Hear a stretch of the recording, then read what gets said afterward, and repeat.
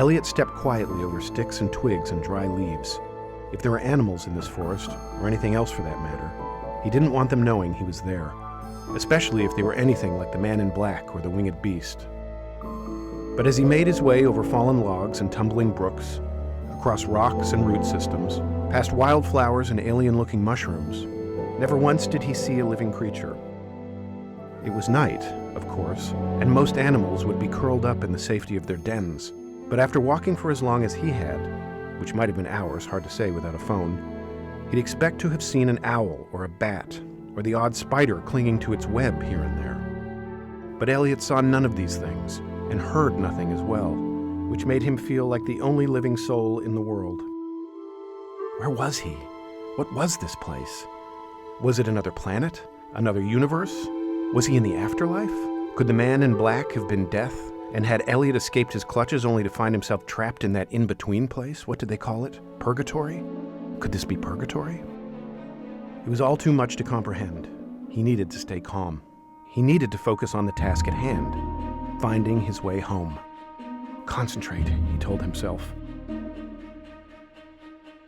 Several meters along, he saw a blackberry bush. His stomach grumbled. He was hungry, and blackberries happened to be his favorite kind of berry.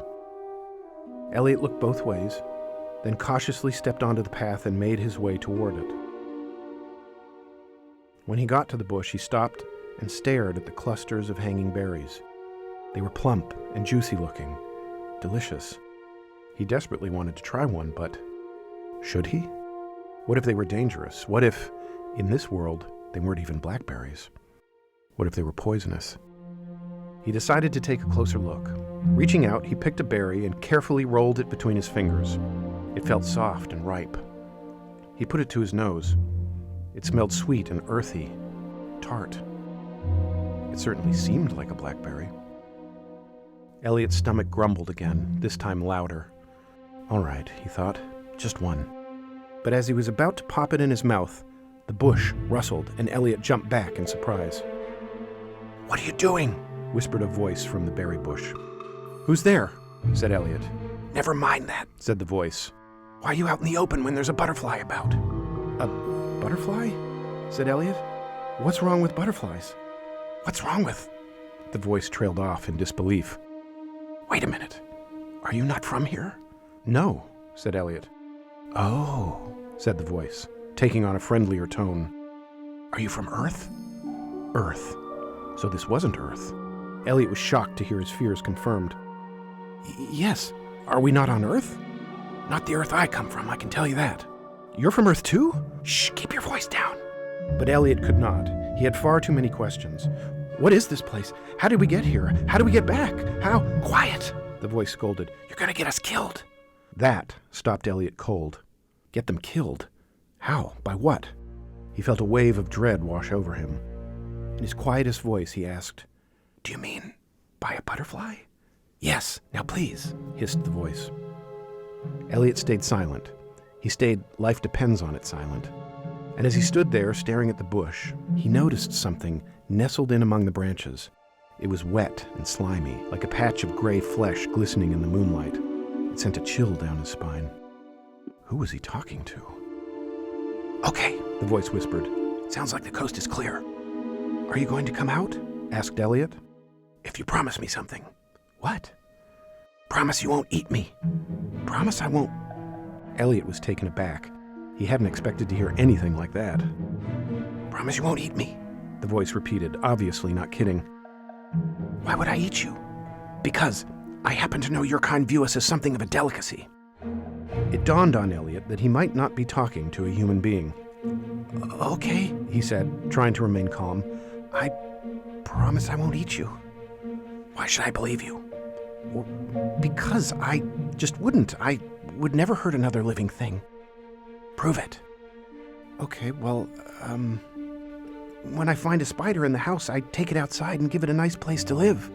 When there's a bee in the pool, I scoop it up and let it dry off on my hand, even though it might sting me, which it never does.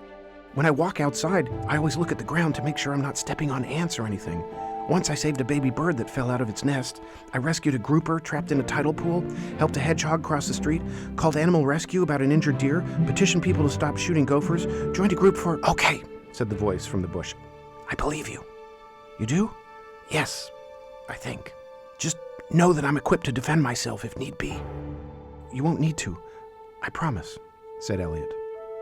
After a moment of silence, the bush began to rustle, and something emerged that made Elliot step back in surprise. It was a tentacle, and it slid through the dirt like a winding worm. A second tentacle appeared, then a third, then a fourth, and then more, until there were 8 tentacles in all, dragging behind them a gelatinous blob of goo. That's when Elliot realized what he was looking at.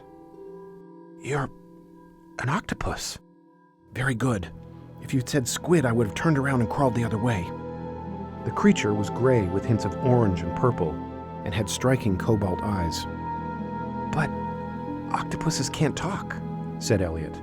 I'm not talking. I don't have vocal cords, and I wouldn't know your language to begin with. You're reading my thoughts, and I'm reading yours. Not all of them, mind you, just the ones we wish to communicate, it seems. Is this a dream? Said Elliot, certain now that it must be.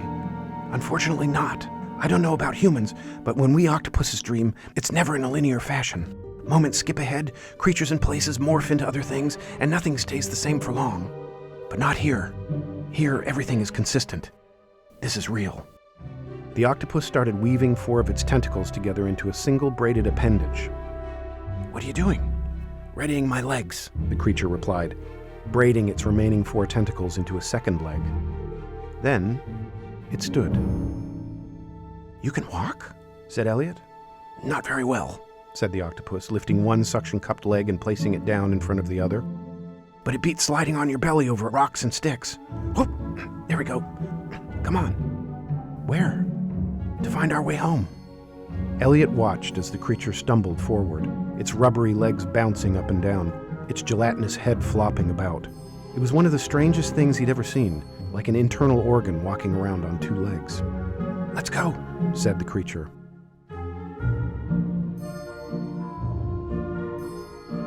Should I actually follow a talking octopus into the woods? Elliot wondered. And after a moment of pondering, he concluded that, while it was certainly bizarre and most definitely daunting, it was still better than being alone. And so he did.